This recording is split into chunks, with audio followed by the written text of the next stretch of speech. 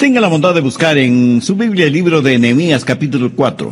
En un momento leeremos algunos versículos, pero deseo que vea la parte final del verso 6, porque el pueblo tuvo ánimo para trabajar.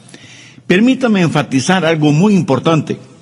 Cualquier trabajo que hagamos para Dios siempre tendrá que enfrentar la oposición de Satanás. Cuando los hijos de Dios dicen, levantémonos y construyamos, Satanás y sus demonios dicen, levantémonos y detengámoslos. Y en el libro de Nehemías tenemos un claro ejemplo de cómo el diablo trató de oponerse a la obra de Dios, poniendo en ridículo a Nehemías y a su gente. No se olvide que el ridículo es una herramienta diabólica, pero Satanás tiene otras herramientas, otros métodos para oponerse al trabajo de Dios. Por eso hoy quiero hablar de cómo enfrentar el desánimo. Bien, veamos Nehemías 4, los versos del 7 al 10. Pero aconteció que oyendo Sanballat y Tobías y los árabes, los amonitas y los de Asdod, que los muros de Jerusalén eran reparados, porque ya los portillos comenzaban a ser cerrados, se encolerizaron mucho y conspiraron todos a una para venir a atacar a Jerusalén y hacerle daño. Entonces oramos a nuestro Dios, y por causa de ellos pusimos guarda contra ellos de día y de noche. Y dijo Judá, las fuerzas de los acarreadores se han debilitado, y el escombro es mucho, y no podemos edificar el muro. Esta es la primera nota desanimadora en todo el libro. Judá dijo, no podemos hacerlo. No podremos terminar lo que hemos empezado. No podremos reconstruir el muro. Mire el verso 11. Y nuestros enemigos dijeron, no sepan ni vean, hasta que entremos en medio de ellos y los matemos y hagamos cesar la obra. Quiero que pensemos primero en la maldición del desánimo y segundo en la causa del desánimo. Yo creo que junto con el ridículo, el desánimo es también una herramienta de Satanás. Algunos piensan que es la principal arma de Satanás. Se cuenta que un día el diablo estaba rematando su caja de herramientas, que contenían herramientas tales como el orgullo, la ociosidad, la arrogancia, la envidia, los celos, el adulterio, la mentira, y en fin, todas esas cosas. Herramientas. Pero sobre una herramienta había una nota que decía, no está de venta. Y alguien le preguntó al diablo, ¿qué clase de herramienta es esa y por qué no está de venta? Y el diablo le contestó, pues porque no puedo darme el lujo de vender esta herramienta. Es la más importante para mí. Y se llama desánimo. Y le preguntaron nuevamente, ¿y por qué es tan importante? Y Satanás contestó, bueno, con esta herramienta puedo forzar mi entrada en el corazón de los seres humanos y una vez que estoy adentro puedo hacer todo lo que quiera hacer. Por eso el desánimo es mi herramienta principal. Sé que se puede hacer daño con el desánimo, y más daño con el desánimo que con ninguna otra cosa, y que aquellas personas que consideramos buenas pueden ser víctimas del desánimo. Y si usted no tiene cuidado, también puede ser asaltado por el desánimo. Mire Nehemías 4:10, y dijo Judá, las fuerzas de los acarreadores se han debilitado, y el escombro es mucho, y no podemos edificar el muro. Tal vez usted me pregunta, bueno, ¿y quién fue Judá? Era la tribu principal, la tribu que tenía el liderazgo, la tribu de la cual saldría el linaje del Señor. Y esta tribu fue la que dijo, no se puede hacer. Lo repito, aún las mejores personas pueden ser desanimadas. Cuando usted está desanimado, el diablo está en su rastro asegurándose de que la maldición del desánimo caiga sobre usted. Pero muchos se estarán preguntando, ¿cuál es la causa del desánimo? En este pasaje bíblico, los versos 10 y 11, hay por lo menos 3 causas evidentes para el desánimo: cansancio, fastidio y amenazas. Ahora, cuando usted está cansado, está hastiado y es amenazado, le puedo asegurar que se desanimará. Note que ellos que estaban trabajando, y trabajando muy duro, por lo que en medio de la labor se sintieron cansados. Pero no estaban tan cansados físicamente, sino emocionalmente, frente a la presencia y la amenaza del enemigo. En el verso 6 se nos dice que terminaron el muro hasta la mitad de su altura. ¿Ha notado que cuando un grupo humano se prepara para hacer algo, todos están entusiasmados, emocionados? Y cuando estamos próximos a finalizar la obra, todos deben agradecer y alabar a Dios. Pero ¿sabe cuál es el tiempo más peligroso en este proceso? Es cuando se está a mitad del camino. ¿Qué es cuando uno puede sentirse desanimado? Tal vez usted y sus hijos o sus amigos han subido una montaña. No parece ni tan alta ni tan lejana. Pero cuando comienza a subirla y más o menos a mitad del camino, usted mira hacia atrás, mira hacia abajo, mira hacia arriba y dice, creo que es tiempo de regresar. A mitad del camino, usted ya está cansado. Y los estudios y estadísticas muestran que la edad media es la edad del desánimo. ¿Sabía que muchos hombres y mujeres tienen dificultades cuando llegan a esa extraña época conocida como la Edad Media? Y los chistes abundan acerca de lo que nos sucede en la Edad Media. Si usted le pregunta a una mujer de más de 50 años qué edad tiene, le puedo asegurar que le contestará que está en la Edad Media. Esa es la edad en la que podemos meternos en problemas. Fue durante esa edad que el rey David tuvo problemas, durante la Edad Media. En la reconstrucción del muro, alguna gente estaba agotada, cansada físicamente, y cuando usted está cansado físicamente, el diablo va a estar tras su huella. Le corresponde a usted el mantenerse físicamente fuerte, alerta, despierto. Duerma las horas necesarias, tome vitaminas, aliméntese saludablemente, haga ejercicios, practique algún deporte, haga lo que tenga que hacer para que el diablo no le sorprenda cansado. Un filósofo francés dijo lo siguiente: tengo tanto que hacer hoy que sencillamente me voy a ir a dormir. Entonces, vea usted, primero estaban cansados. Segundo, se sentían abrumados por el tamaño de la obra, y en vez de ver esa obra un día a la vez, por etapas, lo vieron todo en conjunto, vieron la enorme cantidad de escombros y dijeron que ese trabajo no se podía realizar. Cuando uno mira el total de la obra y piensa que debe terminarla en un día, por supuesto que no podrá hacerlo. La vida se la camina centímetro a centímetro, no metro a metro, y mucho menos kilómetro a kilómetro. ¿Le parece a usted que todo se le está amontonando? ¿Que nunca podrá terminar tanto de lo que tiene que hacer? Amiga, amigo, usted tiene una vida que construir, usted tiene un carácter que definir, usted tiene una familia que edificar, usted tiene un negocio que desarrollar. Todos somos constructores y a veces los materiales se amontonan y pensamos que no podemos hacerlo, que es demasiado. Pero debemos tener en cuenta algo muy importante. Ningún trabajo se puede realizar si es que no se quitan los escombros. Veamos Nehemías 4:10. Y el escombro es mucho, y no podemos edificar el muro. ¿Sabe que uno de los trabajos más duros no es el poner los ladrillos, sino el remover los escombros? La mayoría de nosotros no queremos hacer eso. Pero si no removemos los escombros o la basura, no podremos hacer el trabajo. Y aunque aquí se habla de escombros físicos, literales, por analogía podemos decir que hay mucha basura teológica y doctrinal que debe ser removida. Hay cualquier cantidad de basura moral que es necesario botar.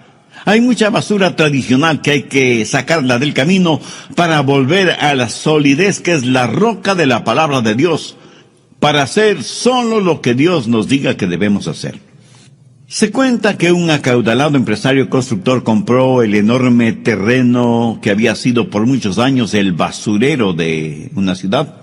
Luego, en enormes camiones trajo cientos y cientos de toneladas de grava y de tierra y comenzó a cubrir toda esa basura. Luego trajo aplanadoras y compactadores de tierra que por muchas semanas estuvieron trabajando, aplanando, compactando y nivelando la tierra. Después puso calles, avenidas, aceras, parques, fuentes de agua y construyó una moderna urbanización con hermosas casas. La gente, por supuesto, compró rápidamente las casas y todo ese conjunto se volvió un hermoso vecindario. Pero después de algún tiempo, el suelo comenzó a hundirse. Las paredes de las casas empezaron a desnivelarse y a fracturarse. Se abrieron enormes zanjas en las calles, las veredas se resquebrajaban y la gente comenzó a abandonar las casas porque era evidente que terminarían hundiéndose y destrozándose.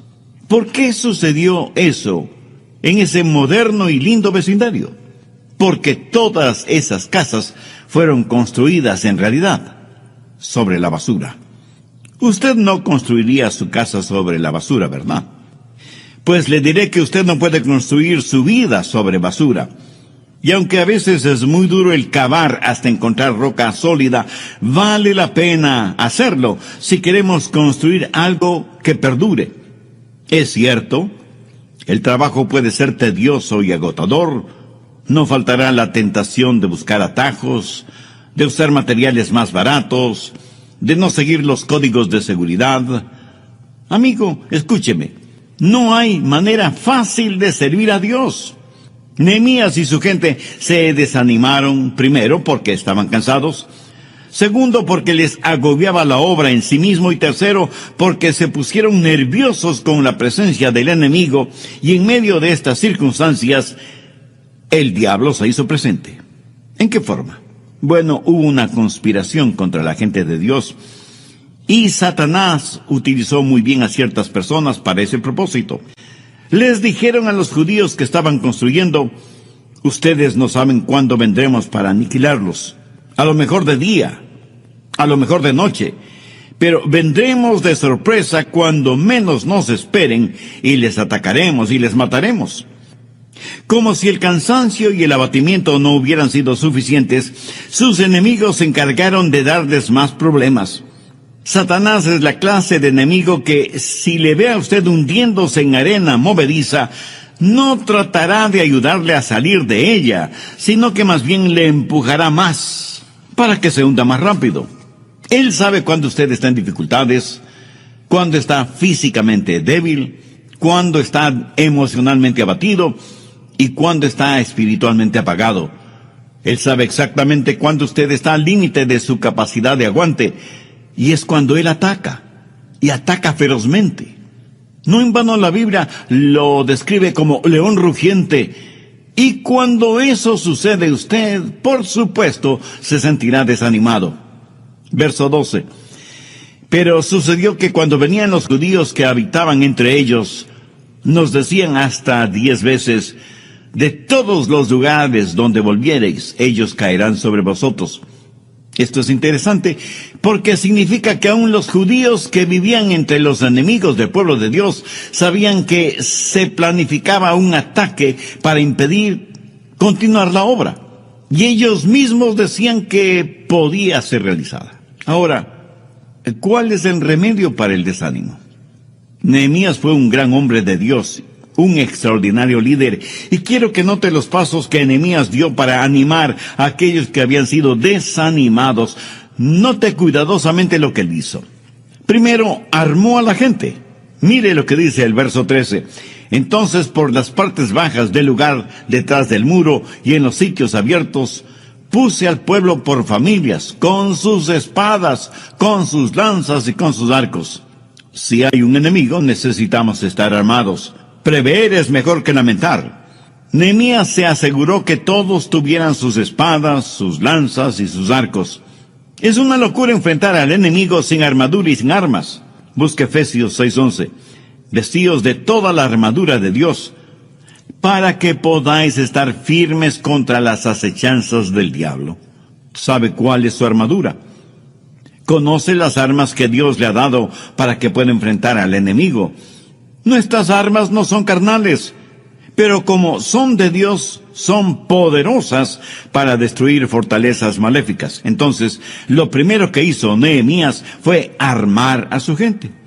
Y yo quiero prepararle a usted para que esté listo para el impacto con el enemigo. Nehemías fue un gran líder. y vio la necesidad de que su gente estuviera armada. Segundo, animó convencidamente a su gente. Verso 14. Después miré y me levanté y dije a los nobles y a los oficiales y al resto del pueblo: no temáis delante de ellos. Acordaos del Señor grande y temible. No le fascina eso. Les dijo: no tengan temor, no se desanimen, recuerden quién es nuestro Dios. Y si Dios con nosotros, ¿quién contra nosotros? El Señor es nuestro ayudador y no debemos temer lo que puedan hacernos los hombres. Esperemos en Dios y Él renovará nuestras energías. Amiga, amigo, ¿está usted desanimado, cansado, temeroso, abatido? Piense en el Señor. Y si no sabe por qué se siente así, permítame sugerirle una posible causa. Ha dejado de mirar y de confiar en el Señor. Piénselo. ¿Ha contemplado el rostro del Señor últimamente? ¿Sabe lo que es ver a Jesús en medio de la tormenta? ¿Sabe lo que Nehemías le diría en esos momentos? Acuérdate del Señor, contempla su rostro. Quiero que sepa que Jesús sigue manejando el timón y no hay pánico en el cielo, solo planes. Y lo que quiera que hagamos como miembros de una iglesia, siempre debemos recordar a Dios. Aquí bien vale la pena citar las palabras de Pablo en Romanos 8:13. Si Dios por nosotros, ¿quién contra nosotros? Entonces, ¿qué hizo Nehemías? Armó a su gente y les infundió ánimo y valor. Veamos ahora la segunda parte del verso 14. Y pelead por vuestros hermanos, por vuestros hijos y por vuestras hijas, por vuestras mujeres y por vuestras casas. Nehemías sabía tocar el corazón de su gente y animarles para la labor, y ayudándoles a ver la importancia de la misma. No estaban simplemente reconstruyendo un muro o reparando puertas, estaban reconstruyendo y peleando por algo que les era sumamente querido: el hogar, la familia, la comunidad. ¿Qué hace usted por su familia, por su hogar, por usted mismo? No podrá hacer nada de valor eterno por nadie si no tiene a Cristo en su corazón. Desde el programa anterior estamos estudiando la vida de Nehemías para saber cuál es el remedio para el desánimo. Nehemías dio pasos muy concretos al respecto. Primero, armó a su gente dándoles espadas, lanzas y arcos, a más de las herramientas que tenían para el trabajo que iban a realizar. Segundo, animó convencidamente a los judíos que le iban a ayudar en la reconstrucción del muro y de las puertas de Jerusalén. Escúcheme, en nuestros países, a nosotros los cristianos, no nos queda mucho tiempo de libertad para testificar, para obrar, para marcar la diferencia. Es poco menos que increíble lo que autoridades liberales y ateas están haciendo para irnos quitando poco a poco nuestras libertades religiosas. Y cuando reconstruimos los deteriorados muros de la moral, de la ética, del sentido común, no solo estamos reconstruyendo muros, estamos reconstruyendo vidas, familias, hogares. Y algunos me dirán: Pastor Rogers, no es nada emocionante el construir paredes y no es nada fácil el levantar fondos para construir algo. ¿Sabe?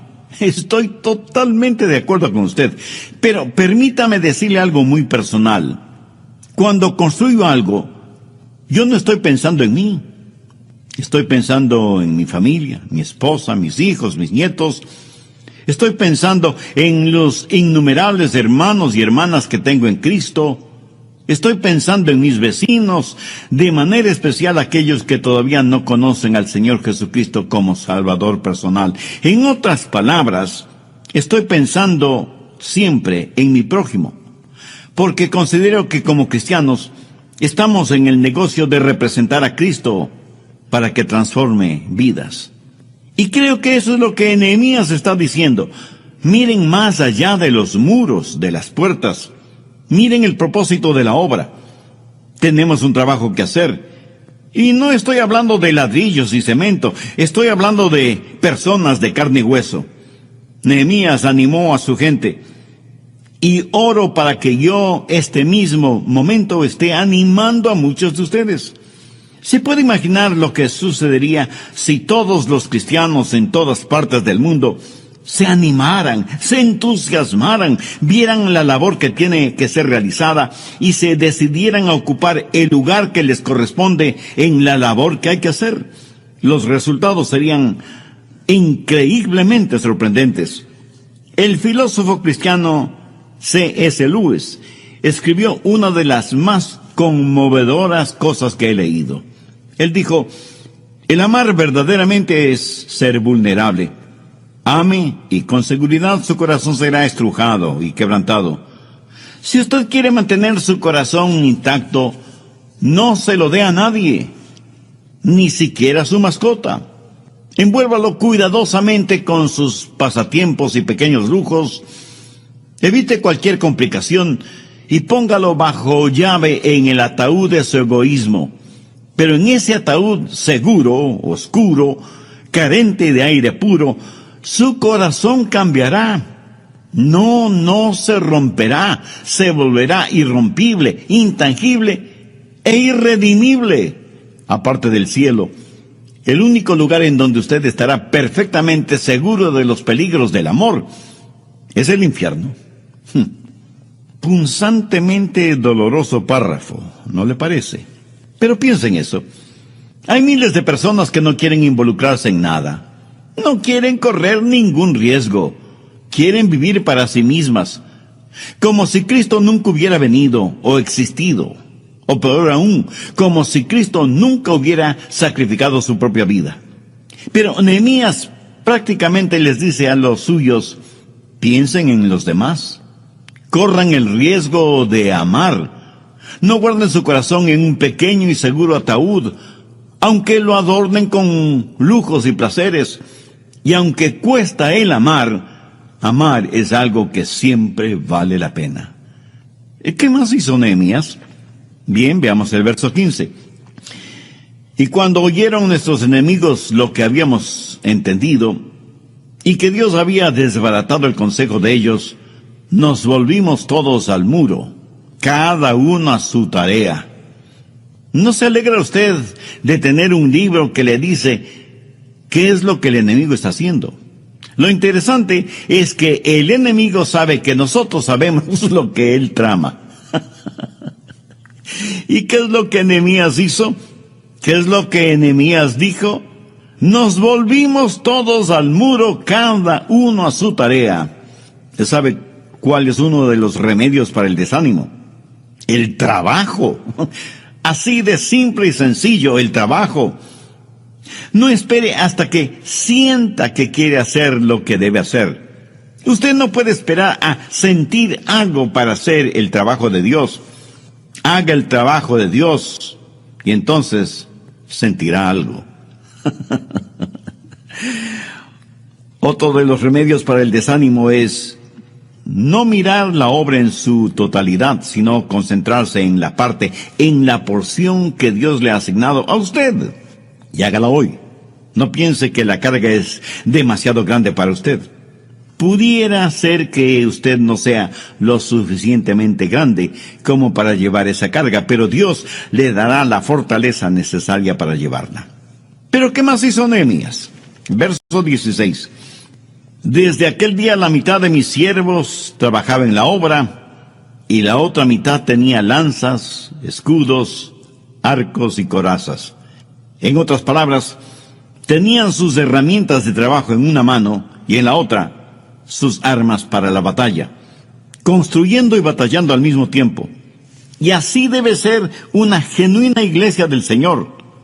Tristemente hay iglesias que tienen temor de hablar contra el pecado, contra lo malévolo, contra las perversiones y abominaciones de cualquier tipo. No quieren herir los sentimientos de nadie, y tratando de complacer a todos, terminan complaciendo al diablo más que a Dios. Otras iglesias, en cambio, pelean y atacan a todos y a todo.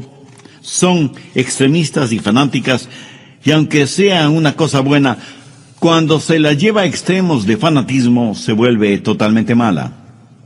En la iglesia debe haber balance, construyendo y batallando, la espada en una mano y la herramienta de trabajo en la otra.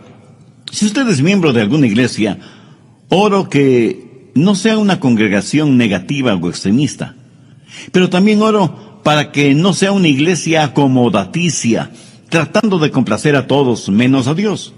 Oro para que usted tenga una iglesia en donde se predique y se enseñe todo el consejo de Dios, o sea, lo que las Escrituras dicen y enseñan, y no lo que los hombres, por intereses personales, que generalmente son financieros, enseñan y predican. ¿Cuál es otra forma de curar el desánimo? Veamos el verso 19. Y dije a los nobles y a los oficiales y al resto del pueblo, la obra es grande y extensa, y nosotros estamos apartados en el muro, lejos unos de otros. Ahora ponga atención al verso 29. En el lugar en donde oyereis el sonido de la trompeta, reuníos allí con nosotros. Nuestro Dios peleará por nosotros. ¿Y cómo es que Dios peleó por ellos? Cuando la gente de Dios se junta y permanece unida, suceden cosas maravillosas. Cuando estamos unidos con un propósito definido y un propósito agradable delante de Dios.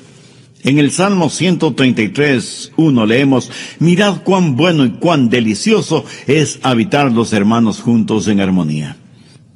No hay ningún sustituto para ese habitar armoniosamente juntos. Esa es la razón por la cual el escritor de Hebreos dice, no dejando de reuniros como algunos tienen por costumbre, sino exhortándonos.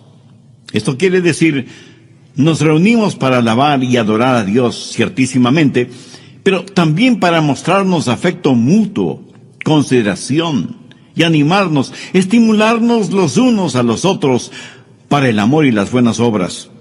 Escuche, este ministerio radial no debe ser sustituto para su asistencia a su respectiva iglesia.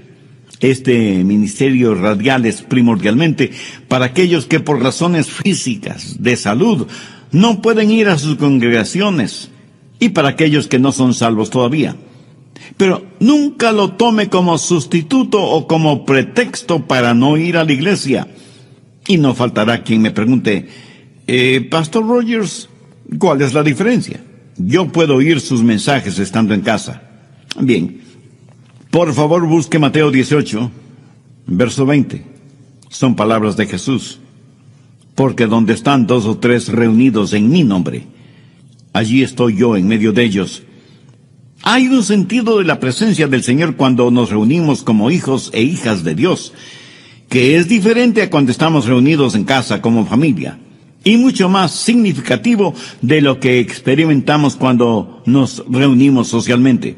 Nehemías sabía esto. Por eso reconoció que durante el trabajo en el muro estaban físicamente separados los unos de los otros. Por eso, al sonido de la trompeta, todos debían reunirse para estar juntos. Hay veces que necesitamos estar juntos para recibir información. Hay veces que necesitamos estar reunidos para recibir palabras de inspiración, de exhortación, de amonestación y aún de organización.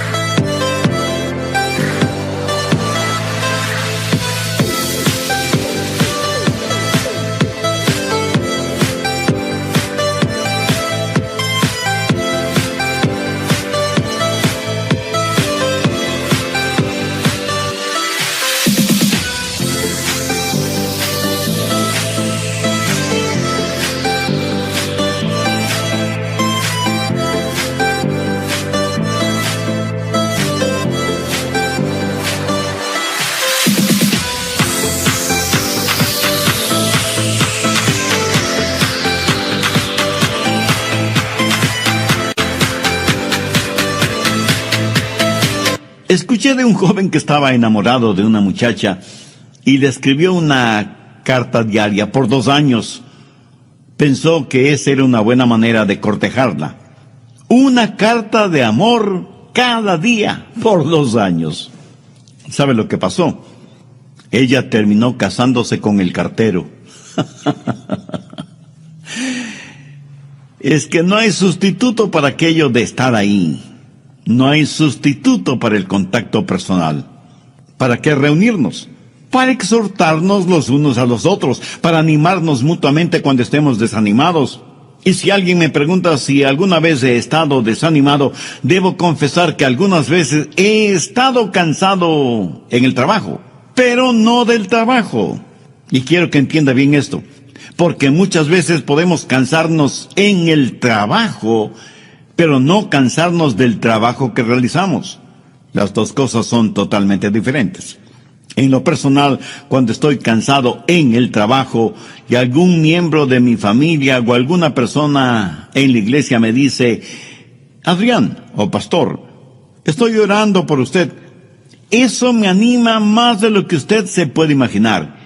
Y como yo lo entiendo, no creo que es solo una bonita sugerencia o una buena idea aquella de estar juntos, de congregarnos. Yo creo que es un mandamiento, porque es algo que como hijos de Dios debe distinguirnos. ¿Qué más hizo Nehemías? Veamos los versos 21 al 23. Nosotros pues trabajábamos en la obra, y la mitad de ellos tenían lanzas desde la subida del alba hasta que salían las estrellas. También dije entonces al pueblo, cada uno con su criado permanezca dentro de Jerusalén, y de noche sirvan de centinela y de día en la obra. Y ni yo, ni mis hermanos, ni mis jóvenes, ni la gente de guardia que me seguía, nos quitamos nuestro vestido. Cada uno se desnudaba solamente para bañarse. ¿Qué significa todo esto? Entre otras cosas, que Nehemías, después de haber dado armas a su gente y haberles animado y desafiado, también les amonestó, les advirtió que tengan cuidado, les dijo que no debían estar deambulando fuera de la muralla una vez que ha caído la noche. ¿Lo ve? Hay un hermoso balance en lo que Nehemías hizo. Hizo lo mismo que hizo Pedro cuando dijo, sed sobrios y velad, porque vuestro adversario el diablo, como león rugiente, anda alrededor buscando a quien devorar. Nehemías les puso sobre aviso, les advirtió acerca del enemigo. Yo sé que el diablo quiere detener la obra de Dios, y él está listo para hacerlo a la menor señal de nuestro desánimo. Me gusta lo que un hombre le dijo a su amigo en relación con cierta responsabilidad. No la dejes, no te calles, no retrocedas hasta que la hayas terminado por completo. Yo creo que ese fue el consejo de Nehemías, no solo para su gente en el Antiguo Testamento, sino también para nosotros en este siglo en el cual vivimos. Seamos sobrios y vigilantes. Mantengamos nuestras rodillas en tierra y nuestra mirada en Jesús y en su palabra. Mantengamos vivo y efectivo el amor entre nosotros. Seamos temerosos del pecado y nunca dejemos de lado la armadura de Dios. No seamos descuidados. No tratemos las cosas de Dios a la ligera o con apatía. Creamos en Dios y a Dios. Y si así lo hacemos como hijos suyos, veremos realizados grandes acontecimientos. La cosa más emocionante de la vida es ser parte de una iglesia cristiana, bíblica, cristocéntrica y neotestamentaria. Una iglesia que tiene una labor y que la ejecuta con una espada en una mano y con una herramienta en la otra. Y por encima de todo esto, la gloria de Dios. ¡Qué poderosa arma es en las manos santas de Dios una iglesia neotestamentaria! Yo no sé de usted, pero en lo que a mí se refiere, yo estoy feliz de estar eslabonado a una causa que vale la pena. Tantas y tantas personas no hacen más que trabajar para ganar el sustento que le permitirá seguir trabajando para seguir ganando el sustento. Es un triste círculo vicioso. Solo Dios puede dar significado y propósito a lo que hacemos, porque lo hacemos como para Dios, no como para los hombres. Ernesto Hemingway fue un extraordinario escritor, ganador del Premio Nobel de Literatura, quien terminó suicidándose. Él escribió una de las más trágicas declaraciones que jamás haya leído, y la voy a citar textualmente. Dijo, La vida no es más que un sucio truco, un corto viaje de la nada hacia la nada. No hay remedio para nada en la vida. El destino del hombre en el universo es como una colonia de hormigas en un tronco que se quema. ¿Cómo contrastan estas palabras con lo que Jesús dijo? Yo he venido para que tengan vida y para que la tengan en abundancia. Amigo, yo no soy una hormiga en un tronco ardiendo. Soy un hijo de Dios, destinado para estar en la gloria. Y que en el trayecto desde aquí hasta allá, estoy teniendo un tiempo realmente maravilloso. Es más, yo sería un cristiano aunque no hubiera ni cielo ni infierno, solo por el placer de conocer al Señor Jesucristo en esta vida. Si usted está cansado de sentirse como una hormiga en tronco ardiente, ¿qué tal si le digo que usted es de sangre real, es un hijo de Dios y coheredero con Cristo de todo cuanto existe en el universo? Esto será una realidad en usted si tiene a Cristo en su corazón. Si aún no le conoce como su Salvador personal, no quisiera hacer esa decisión ahora mismo. Yo voy a orar una sencilla oración para que le sirva de guía. Eterno Dios, te doy gracias por este mensaje que he tenido la oportunidad de escuchar. Gracias por abrir mi entendimiento espiritual. Me reconozco pecador delante de ti y vengo en busca de tu perdón y tu ayuda. Señor Jesús, tú eres el Hijo de Dios que pusiste tu vida como pago por la culpa de mis pecados. Ten la bondad de ser mi Salvador y mi Señor desde este momento. Te recibo en mi corazón. Perdóname, límpiame, sáname, sálvame y ayúdame a ser la persona que tú quieres que sea. En tu nombre lo pido.